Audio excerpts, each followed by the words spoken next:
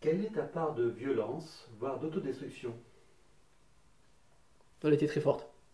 Elle a été très forte, notamment pendant ma dépression, où j'ai pensé à beaucoup de choses pas très cool. Je broyais énormément de noir, je ne mangeais plus, je ne faisais plus de sport, je ne dormais pas beaucoup. Et il y avait même des idées un peu, un peu, beaucoup suicidaires même, qui me venaient.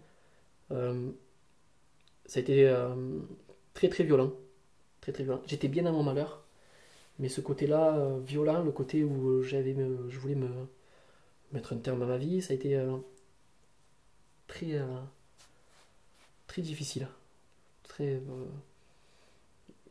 très marquant. Ça m'a aussi beaucoup marqué quoi. Une fois sorti de là, ça m'a beaucoup marqué de me dire que j'étais à deux doigts de faire une grosse bêtise. Une grosse bêtise. Aujourd'hui encore, mes amis avaient peur que je fasse certaines bêtises parce qu'il y a certains jours où je n'étais pas forcément en forme. Euh, Ils avaient toujours cette appréhension-là parce que j'étais à deux doigts de faire une belle connerie, ouais, une belle connerie. Il a fallu plusieurs interventions de plusieurs événements extérieurs.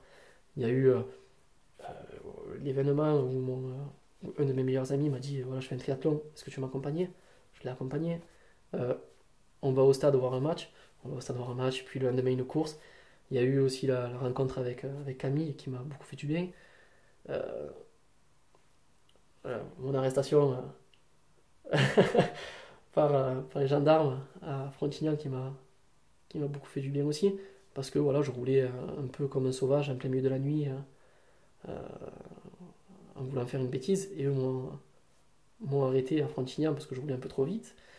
Et voilà, j'ai eu droit à une leçon de morale qui m'a aussi, euh, qui m'a aussi donné un petit déclic. Et ça, ça a été un moment fort aussi parce qu'on a tendance à avoir l'image du mauvais gendarme, de force de l'ordre, qui sont méchants.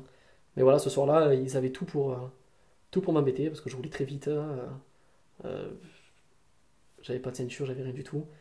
Et ils m'ont juste fait une leçon de morale. Voilà, ils m'ont rappelé que j'étais pas tout seul, que si je me plantais et que je tuais quelqu'un en face, je pouvais faire plus de drame qu'autre chose. Que j'avais aussi une famille, un petit frère, une petite sœur. Donc voilà, il y a eu une discussion d'un quart d'heure avec eux. Et je ne remercierai jamais assez ces gens-là qui ont été très conciliants à ce moment-là. C'était c'était un drôle de moment ça. C'est intéressant cette expérience que tu viens de raconter là. Vu du côté chauffard, on va dire, et les conséquences et incidences positives que ça a eu, cette relation avec Léonard. Ça a été, euh, Ça a été très positif parce que ils m'ont, je me rappellerai, on était à côté du stade de foot à Frontignan et ils m'ont demandé de sortir, ils ont fouillé la voiture. Euh, ils ont vu l'état dans lequel j'étais parce que je pleurais énormément, donc j'étais bien marqué, je dormais plus, donc j'étais très fatigué. Et, euh, et ils ont eu la lueur de se mettre en face de moi et de me poser des questions. Ben, pourquoi tu pleures? Pourquoi tu roules comme ça? Et quand je dis, la première question ça a été pourquoi tu roules comme ça? J'ai dit ben, j'ai besoin d'évacuer. Et on m'a dit mais pourquoi tu pleures? Et quand je dis ben, je n'arrive pas à faire le deuil de ma mère, du décès de ma mère, euh, je me suis effondré encore plus en pleurant. Et j'ai vu ben, trois humains en face de moi. J'ai pas vu trois gendarmes, j'ai vu trois humains en face de moi. Euh, de suite, ça a été ne pleure pas, faut pas que tu pleures, calme-toi. Voilà, ça a été vraiment très humain, très gentil. J'avais vraiment pas des gendarmes en face de moi. J'avais trois hommes, trois hommes qui m'ont ramené à la raison, qui m'ont dit ben voilà, regarde, à ce moment-là, un camion passe, ils m'ont dit tu vois, regarde, tu roules vite, il y a un camion. T'imagines, tu prends le camion, pense à ta famille, t'as une famille, oui, ben, j'ai un frère, une soeur, j'ai un père, bon, mais pense à eux. Et puis une voiture passe, il me dit ben voilà la voiture. C'était 4 heures du matin. Voilà, il y a eu tout ça qui s'est. Une discussion d'un quart d'heure qui m'a vraiment. Voilà, j'ai pas eu. J'ai rien eu. Ils auraient pu vraiment m'embêter. Ils auraient vraiment pu m'embêter parce que j'étais vraiment en tort. Et je l'assume entièrement. Ils m'ont juste guidé. Ils m'ont juste fait comprendre. Et ça a été, voilà, un élément déclencheur, puisque le week-end qui a suivi, je suis parti au triathlon avec un de mes meilleurs potes, alors que je n'avais plus envie de rien.